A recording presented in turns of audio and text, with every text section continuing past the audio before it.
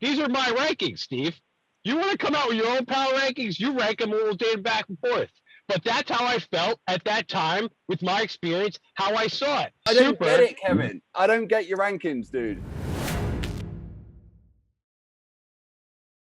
Steve, Spartan gave us a show. Oh my God, what are they thinking? Hey, I have no idea. All right, so how you doing, mate? I'm doing wonderful. Thank you very much. Although it's very early in the morning here. But yes, I heard. Well, that's good. Well, it's nice whiskey in the cup there. We couldn't decide on a name for the show. So if anyone's got any ideas for a name for Steve and my sort of discoursey, chatty OCR nonsense, put it in the comments below, and then the best name will win, I don't know, a date with Steve or something. One of them was the OCR Baldies. So this is why we don't have a name right now. Yes. Well, it's like the Great British Bake Off, but with OCR. So there's a lot going on in OCR right now. I think it's good to sort of discuss about it. I think the backgrounds, especially of yourself from the production side, you know, you've been in the industry for a very long period of time. Very, very long. I'm old. Yes, I'm old. Yeah, thank you. Pretty much from the, pretty much from the beginning, but you weren't always at Spartan, which I think is an exciting twist to it. You're at Battle Frog. You've done a lot of other stuff. You've been at the OCR World Championships. You know, you've race directed a lot of stuff, and I think that comes from a very good background to describe the production side of Spartan. Also I am part of the production side, but I am involved a lot with the sport as well. So yeah, lots to discuss. What's first on our list? All right, so this is the for those who are tracking and get deep diving and dirty into the Spartan world. The big hot button topic right now is the power rankings. Mr. Donoghue, Mr. Kevin Donoghue, has come out with a kind of a system and algorithms and men in white coats with lots of pens talking about it and machines that go woo. And he's come up with this power ranking of male and female OCR athletes. As you said, Steve, you're definitely more deep in the sport than I am. I'm more, we build shit. We want to get Kevin on. We wanted to go over the power rankings and let's have a chat with him. You good with that?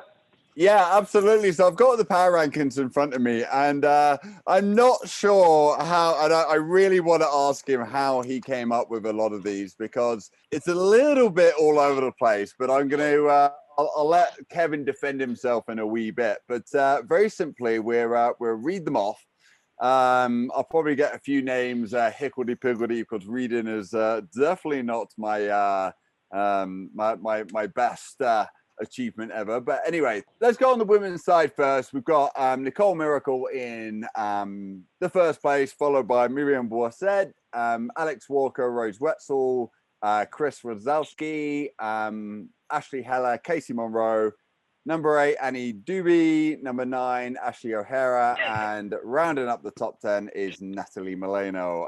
Lots of powerful women there. For the men's side, we've got BJ Jones, Woodsy is number 2, Logan Broadbent, Ryan Kempson, Robert Killian, Jose Medal, Kirk DeWitt, John Pedland, Victor Quesada, and Brian Gowinski rounded up the top 10 on that. And it has changed a little bit from last month's rankings from February. So this is the power rankings for March. VJ's crushing it right now. Oh, you got to admit.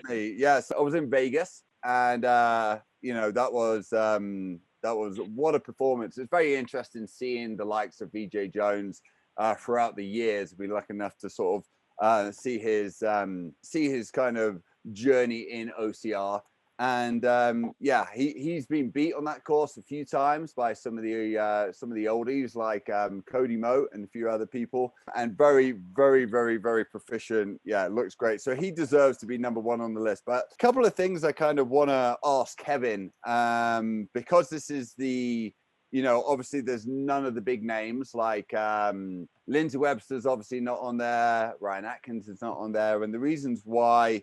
Let's do it. Let's get Kevin on and go over it.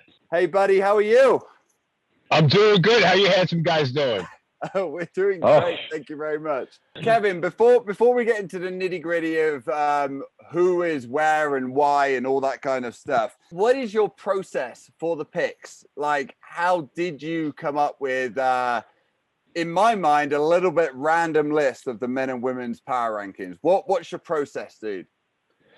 Well, it started with waking up and seeing what side of the drool was coming out of my mouth. So if it's stuck to one side of the pillow, I went with one person. If it's stuck to the other side, I went with the other. So that was kind of like when you talk about the pocket protectors, that was kind of the main thought. But seriously, no, like it started out where we wanted to do a power rankings that was a lot more debatable and completely current and to the minute. In the world that we live in right now, like a year ago, you could have looked at the end of the year and you would have known exactly where people are because everything was predictable.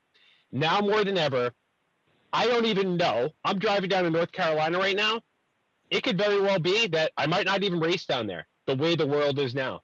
So I had to come up with a ranking system that was as current as absolutely possible, that would stick to people that have done whatever they've done right this second. And I'm just going to spit out how I felt about it just that second. And if I change my mind in an hour, well, then you know what? I'll change my mind in an hour, but the rankings are still there and people could debate it whatever way they want. Got it. And so, okay, so in your mind, okay, from now, and I know you've said like it may change on an hourly basis, but in your mind, what is, what gains places and what loses the ranks? Because there's some people in the haven't even raced this month, but yet have lost places. So what gains you a place and what loses you a place? Obviously, Jacksonville was the first big test with a lot of the big athletes there, but that was the one race, right? Yeah. So even though people had placed in the race maybe ahead of people, for example, Josiah, right? There was a lot of controversy about him and how I ranked him number 2. So then I think that's not a bad pick. I mean, number 2 is good. Like he was destroying that race. That's awesome. But what like why is he number 6 now? He was number 6, coming down from number 2, because after I posted the rankings and you saw the comments on social media, he went on. I mean, he's I don't know him very well, and he seems like a great guy. He battled with Hobie in the past and done very well. He's done very well outside of OCR, but he downplayed his reason for actually being number 2. He backed it off. It was like some of the athletes like kind of got into his head, and it was almost like he was playing politics in a way and didn't feel like he belonged there, felt a little peer pressure from the rest of the group and started backing off his own merit. Like, oh, hey, I don't really think I belong there if you look at the listings. So I just want to get this right. You dropped him 4 places because he was humble. No, I was just thinking that. I was just thinking the same thing. Okay, so you kept Ryan Woods in number 2. Hey, I don't care if you're humble or not. I want to see some confidence. If you're out there on the course and you're racing against guys like Ryan Woods and Robert Killian, you know what? These are different kind of guys, and we all have our different relationships. But if you're racing Ryan Woods, you better be confident in yourself because that guy will smash you. Say what you want about Ryan Woods. That guy is a savage competitor. And if you're not going out there with the attitude that you want to crush him, you're going to get smashed by that dude. So if you're backing off and you're saying, I don't know how I feel about this, I can only go off of what you say. So if you're showing that lack of confidence to me, I'm dropping you from 2 all the way down to number 6, and then you can battle your way back up. Let's see what you got.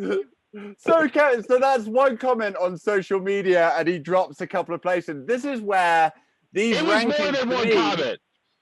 These rankings to me are a little bit all over the place. Okay, let's talk about number 5, Robert Killian. I'm like all over the place with this. Robert Killian, you've placed number 5 on your power rankings. Why are you going on because he was just a world championship, or number 5 does not equate what Robert Killian has done this year? Isn't these power rankings supposed to be what you've done right now? Yes, and Robert Killian raced twice that weekend in Jacksonville.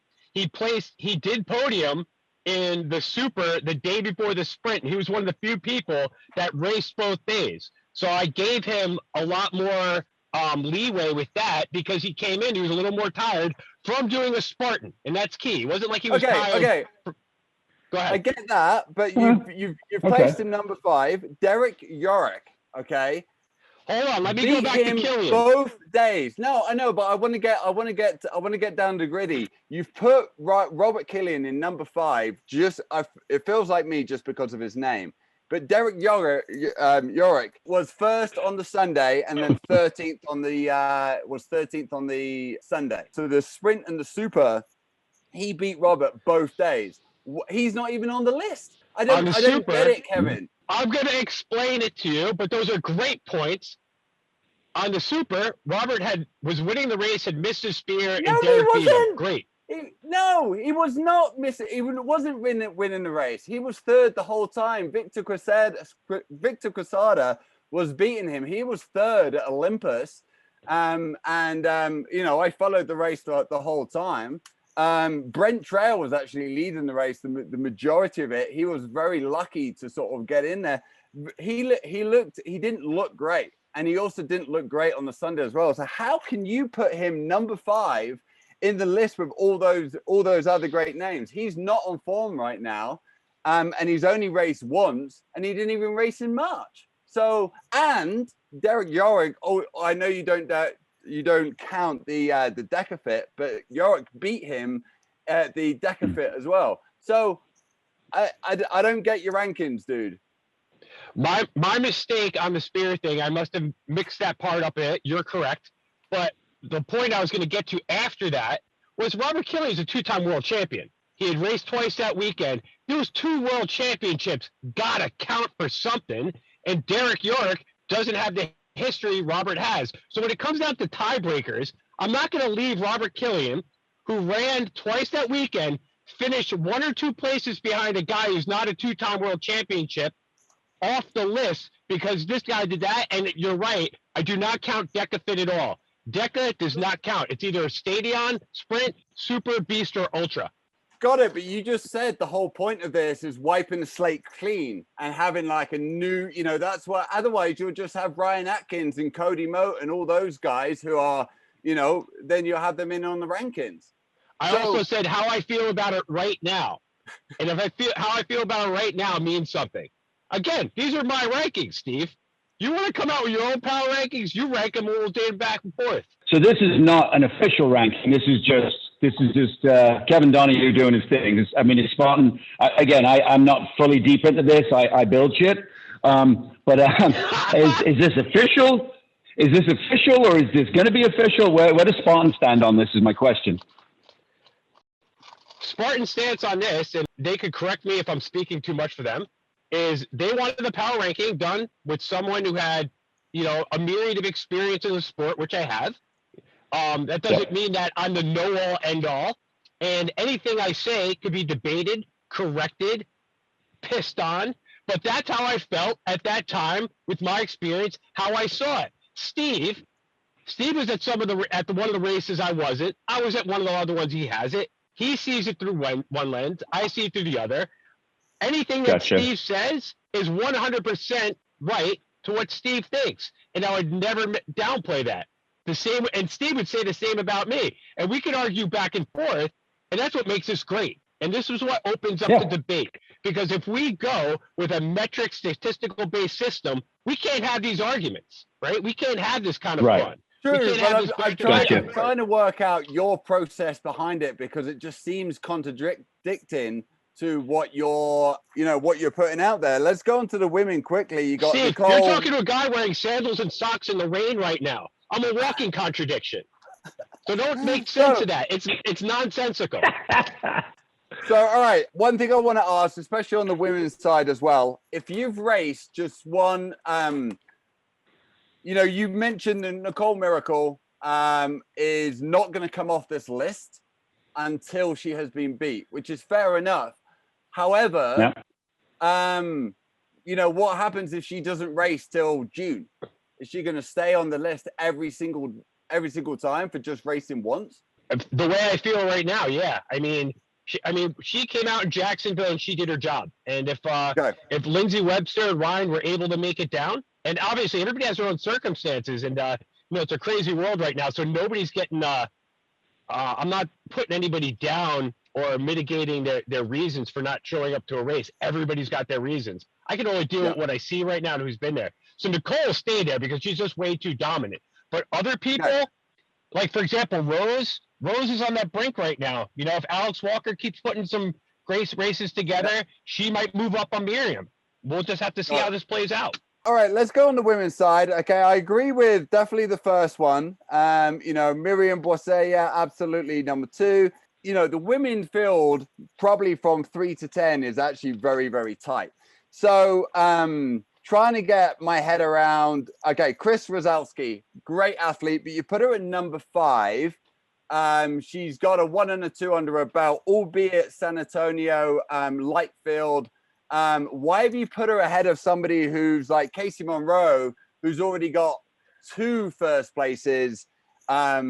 She got a second also at she got a 1-2, probably albeit a tougher field in Vegas, and a 9th place at the at the US National Series event as well. So why did you put Chris Rosowski above someone like Casey Monroe, Annie Doobie, who came 6th at the US National Series? Like, I don't get that. What's the story behind that one? God, Steve, you got some great questions.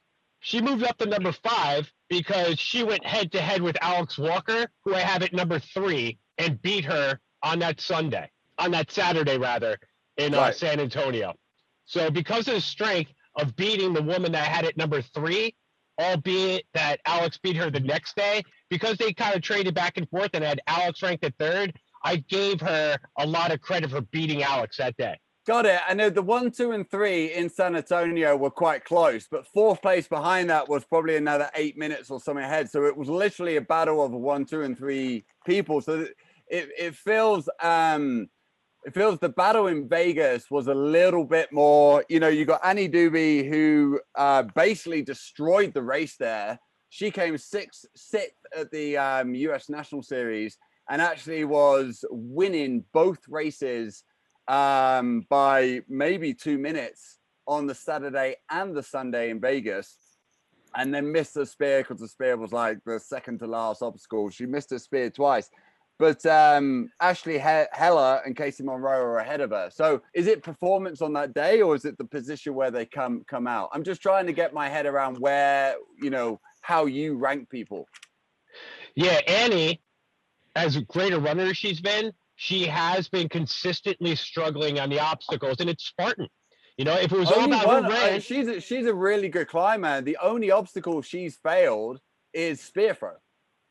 If this was 200 years ago and that's how she was surviving, she'd starve. You got to hit your spear in the sport. But this is it. Okay, so Kevin, this is the whole point of this power rankings, was not to deter somebody from a missed spear. And that was the reason I've chatted to you before, and you said about this power rankings, you were like, yeah, I want to honor people who may have just done that little mistake, who have had a great race and then had a slip up on an obstacle, but they commanded the race. And he commanded the race on both days in Vegas. So surely wouldn't that be more up on those points on the Kevin Donoghue scale? On my scale, if you're consistently missing obstacles, you are not those aren't little mistakes. Those are huge mistakes. Got it. And that's like running with a, with like a twisted ankle. If you have an Achilles heel and you're coming out every single race and there's something that you're not improving at that's holding you back, then that's not a little thing. That's a big thing. So when she starts hitting her obstacles consistently, then, I mean, she's really going to soar in this sport. But right now, I'm holding her back just a little bit until she gets more obstacle proficient. But like you said, she's been tremendous. Okay, sounds a little bit kind of like higgledy-piggledy, picking them out the hat. However, one of the things I want to like compare with this is legit rankings, like real-time rankings. And the way I would love to do these rankings would be you just get double points for a US National Series, because obviously there's a bigger competition there. Yeah. And we have to work out the point system. But I think we used to have it in Spartan. I'm not sure if we have it anymore. But you get double points for for championship races and maybe triple points for the world championship races. But how do you feel about having that alongside the Kevin Donoghue power rankings, which obviously, and quite rightly so, they're very controversial. Steve, there's a place for all of that. I love statistics. I mean, I love rattling off baseball stats from like 100 years ago, or football stats from 50 years ago. That stuff's amazing, and it totally has its place, and I love it. This is something. This ranking system that we've been doing for the power rankings is very like what you'd see on like ESPN with like Ryan Clark. A week-to-week fun thing to talk about, have some banter. We get to talk about some people that we haven't talked about in a while. But once you start talking about like point rankings, then you're basically looking at, the same kind of people there. And you can speculate about what people may be doing, but you take all the subjectivity out of it. So those are very objective. Gotcha. This is very subjective with a little bit of objectivity thrown in there. And then the ability to just kind of talk about it and have some fun. And at the end of this conversation, what's great is we just talked about a lot of great athletes and a lot of great content and some great people. Yep. And it was entertaining and it was fun and everybody's better for it. All right. So on that, I'll jump in here. As obviously we could probably discuss this for the rest of the day, but we want to go on. Kevin, just before we let you go, and I really appreciate you coming in and having a chat, and you and Steve doing your thing, which was very, I just sat back and let you guys do your thing, so that was good. Any final words before we let you go, and we're going to carry on? Yeah, I just passed a town called Charlottesville, and I thought that was very, very good advice, considering that I'm driving in a long road trip, and I didn't bring extra underwear, so short less, drive more. See you guys later. That's a hot topic, Steve. Some good questions there, mate. Yeah, I mean, I think it's good to disagree, and I think especially if you look up on the old Instagram and the hot topics that have been on there, it's been like people are passionate about it, which I think is good. And it's interesting to see where Kevin comes from. I think some of them were a little bit kind of picked out the hat. But some of them were kind of well thought. It was, again, it's his, as he said, how he feels about, the time on that hour. It's exciting to talk about these up and coming, and it'd be interesting to see where the power rankings are next month. All right, mate. Well, that's some good stuff. All right, so let's move on. So another thing that we want to do, this is just we track what's going on the Facegram and the Instabook and all that crap. A couple of topics I've been seeing that people have been getting kind of all heated and under the collar about. So we decided to do this bit called Hit or Miss. So this is going to be where I'm going to ask you a hit or miss and see what you think. So did Spartan hit the spear or did they miss the spear on this subject? Make sense? You with me? Good. This is gonna be good. This is good. All right, so here's the first one. I've been reading all kinds of stuff about that. People are like, "Oh, it's the stupidest thing ever." "Oh my God, it's amazing! It's bringing something to the sport. People new eyes on the sport." Or it's just the dumbest thing I've ever seen. So, the Kardashians, Spartan, on this show, they're keeping up with the Cardi eyebrow girls. I am actually gonna give this a hit. And I'll tell you why. I've never watched the Kardashians. Lies. Kardashians. No, never. I don't even know who they are. But I have been to their place because I helped take some of the obstacles down when we did the show. However, hit on this is I take it because I think you think it's a miss. So I'm going to definitely go. I never said anything yet. Nothing. My only concern is who got the makeup off the obstacles when it was finished. Oh my goodness. With the Kardashians, it's like, no, we will never ever get, for the people who watch that show, I don't think they would have even heard about Spartan. I think it's another great avenue. The whole point of Spartan is to get people off the couch, is to, excite people, new people into the world of OCR. We've just tapped into a completely different market. And I think that's very brave of Spartan, and gets a hit from me. I'm sure. So what we'll do, each time we do one of these shows, we'll do a different one. I got a list here of different things that we can discuss, but we'll just do the one on here because we we got to move on. So upcoming races and any news and everything. So my next race, just so you're aware, I'll be doing Palm Beaches in about 2 weeks. Just so people know, it's almost sold out. So get jumped on that. I don't know if you want to hit Florida. That should be a good one. Montana, I just heard, is almost sold out as well. In fact, a lot of the races are getting sold out now. I've seen a lot of chatter on social media. Why the hell are they selling out, and what is Spartan doing? People have to remember that we are on limited capacity at all the races. Yeah. That's deliberate. We have it's per venue, per city, per municipality. So when people say, well, how the hell can this race do? So, I've seen, Savage can do a race in Maryland. Why can't? It's all different. It could be a different county that we're in inside Maryland, and it could be a different capacity. So the capacity is reduced for us. Trust me, we'd like to sell more tickets. We're a business outside of, being a health brand. We want to make money. So that's the reason that the kids, why is there no kids races? I wanted to touch on that one quickly. If you ever tried, I'm an event person, right? My job is to keep 10,000 people safe on a mountain and build a nice race and all that stuff. And Steve, you're there doing the course. Corralling people alone in the middle of a pandemic is hard enough. You try and corral and get masks and keep them 6 foot apart, 56-year-olds in a corral. It's just not happening. And then they have to have parents, and then they're all congregating, and then the city sees it. So that's part of the reason. There's many, many other reasons, but that is one of the logical reasons why we can't do kids at the minute. But just so you know, I did hear that I believe Austin is possibly going to be doing kids. We're slowly getting the wheels back on the machine. Depending on the venues where we're going, obviously, Texas, they're opening up a little bit more, especially with Florida as well. Montana's looking pretty good. I will actually be in Montana. And it is truly one of my, I think it's my favorite venue in the US. No, I've never been there. Never worked there. I always get the flat sort of races I get East Coast flat races, which is great to build, but it's not as spectacular. If you can find spots that is not sold out, I was like, that is a great one to be at. If you've never been there before and you're like, got a bit of time, fly into Kalispell, do a little, it's right near Glacier National Park, which is beautiful at this time of year, all very, very snowy still. But the course is a lower elevation. I think it's about 3,000 feet. The snow should have melted. It's funny that you say, like, it's at low elevation, only 3,000 feet. I'm in Florida. If I go 6 feet up, I get a nosebleed over here. Mate, don't come and visit me. We live at 7,000 feet here. Oh, no. I have to get one of those elevation training masks because they were good. Sorry. We got a quiz, not a quiz, a kind of a challenge. We got a free race.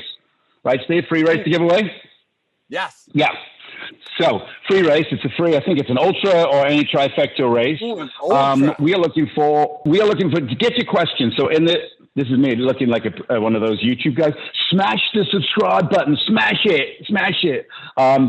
But give us questions for the next show, and then the best question, the most interesting, thought-provoking question will win a free race code for pretty much any race, except for the big, world championships and stuff. Do we have to answer it? Oh no, bollocks! No. We're just gonna read it and go on and say something about sandwiches. All right.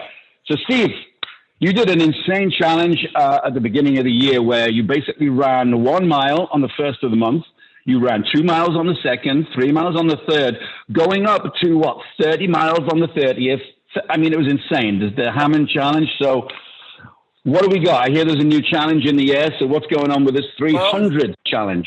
It's another April challenge. I thought I would put my skills to the test again. Why do I do these challenges? The reason why I did them in April is because, we had no work and I needed to kind of occupy that kind of lockdown time. Obviously full-time dad and getting up early in the mornings. And I think it was that sense of achievement when I wasn't at work. And I've done a few challenges since. I did the elevation challenge and done a couple of other like silly burpee challenges as well throughout the year. But I thought the 300 challenge is very simple. It's just the same thing every day in the month of April.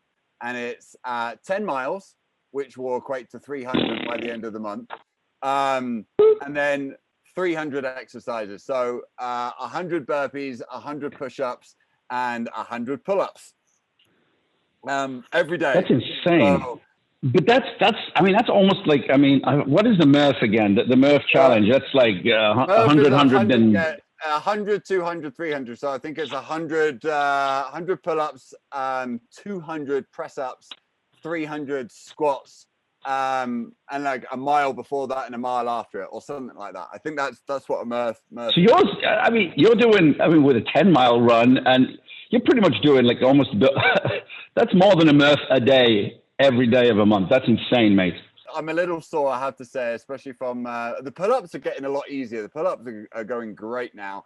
I really struggled with them to start off with, but it's just the time and it's the discipline. Like I have to be super, super, super disciplined to get up. I mean, we've got busy schedules, in and out of taking kids to school and all that kind of stuff, and work, because I work a little bit when I'm home at a ski shop as well.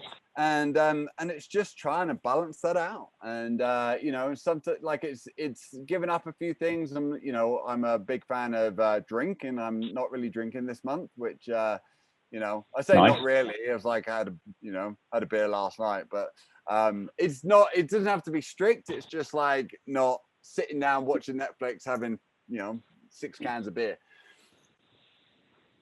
Makes sense. Okay. No, it's good. You got to do your thing. And I totally get the juggling and getting the kids off to school. And schooling is important, as you've just proven when you tried to say the word unbelievably and had a small seizure. So, yes, stay in school, kids. All right. So we're gonna finish up because we went a bit long with Kevin, but it was a good subject, so we're fine with that. So we're gonna do 5 questions. We're gonna do 5 questions on every show. If we bring somebody in, whether it be Ryan, you say Ryan in OCR, like 17 people go, what? we got 1 or 2 Ryans. But we're going to do 5 questions, 5 standard questions, same questions every week. I'm going to start with you, Steve, and then we'll let people go about their day. So, first one, mate, how did you get into running OCR? Not working, running these crazy-ass mud run things.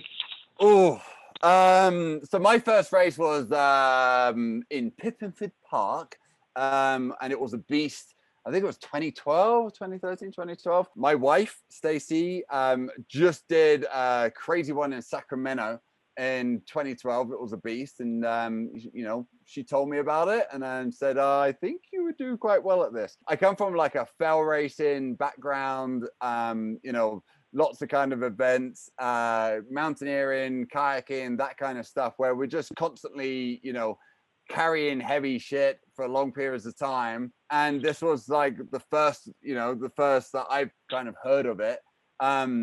However, I did do, not even knowing it was OCR, I did a tough guy in like 2001 where we had to break ice and jump off this platform. The original public OCR, Mr. Mouse. Yeah, Mr. Mouse. But literally we rocked up at this crazy farm and we're running up and down the hill. We're we charged off down the hill and so therefore that's probably, we called it like an assault course. This crazy assault course. Didn't even have OCR back then. I did. Was it I think it was 19? I can't even remember. I think I was like 18 or 19. But yeah, I went and did it. It was okay. It was great. So Pippingford, just outside London, correct? Yeah, I did the course, and everyone got lost. And I remember the reason why it's so important for me, that particular race, is because I finished and I was just like, this could be so amazing. It was a complete shit show. The course wasn't really marked. We're all running around in circles. I kept on meeting up with this guy. I was like, do you know where we are? And Steve, it was 2012. Every race was a shit show. 2012. I know, because I put one on myself in 2012. I've race directed a couple of shit shows. Trust me. And we got better. I was like the year after that, I was like, look, I wanna like turn up, and I got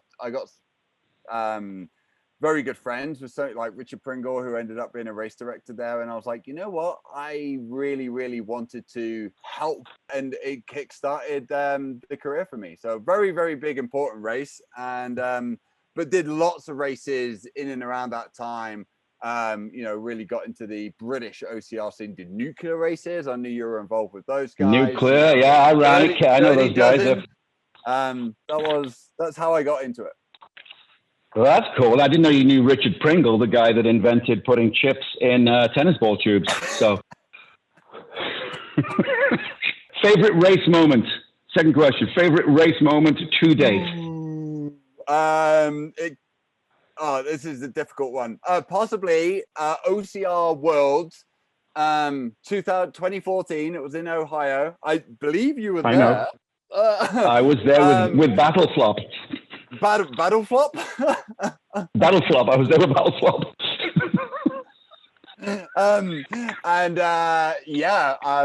My wife Stacy meeting me on the finishing line, I think was probably the best moment. I think I came 12th, 13th or something. Didn't you say that she wasn't meant to be there? You told me she wasn't meant to be there. She kind of deliberately, like sneakily arrived. I know. It was pretty epic. I'll tell you the full story one day. It's pretty awesome. Yes. Yeah, that was. All right, here we go. All right, so you run pro, you run the elite heats at times when you're not working and stuff. Who do you really love to compete against out there? So I would love to say all the the VJ Jones and the Ryan Atkins and all that kind of stuff, but they're like, pew! I was like, I don't really run with them. You know what's beauty about this sport is you get to see people race after race after race. And unfortunately, I'm probably not going to race this year just due to the, once the COVID restrictions will lift, and then I'll be able to race on that, that Sunday like I have done in previous times. There's a ton of guys out there who I love competing against, the Victor Casadas, Rob Dawson's, James Nairn, Billy, Heatherly, like those guys are phenomenal. We all come in sort of 5th to 10th and, just sort of, some of those Sunday races. Some of the guys, Victor won a race the other day, which was absolutely awesome. So there's really, nice. There's a great community all the way down the field. And I think we kind of bring that middle of the pack, but there is great camaraderie there. With us, there's great competitivity. Like I rock up at a race like in Vegas, and a lot of these guys were like, you racing, they're just excited to race each other.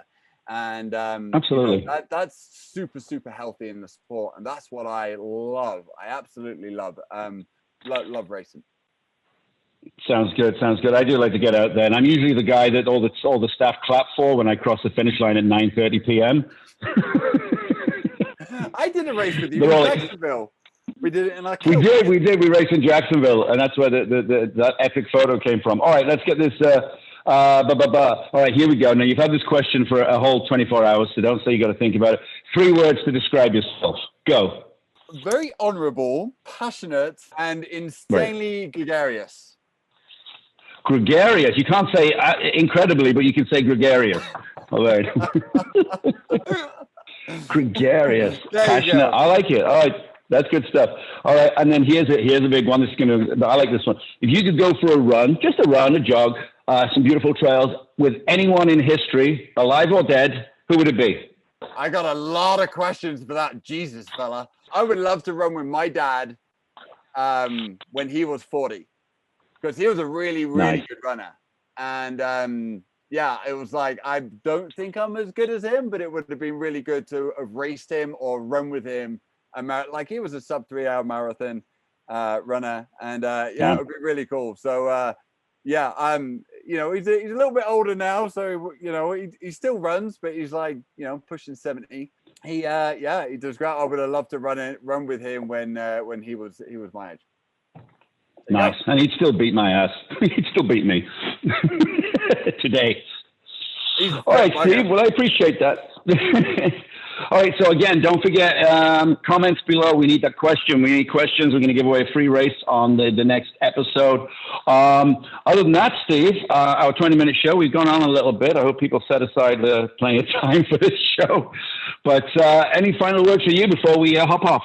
No, I think there's some great topics. I'm looking forward to the next one. And if you're not signed up for Montana, get to Montana. It's going to be epic. All right, guys. Well, I appreciate it, and we'll be doing 2 of these a month.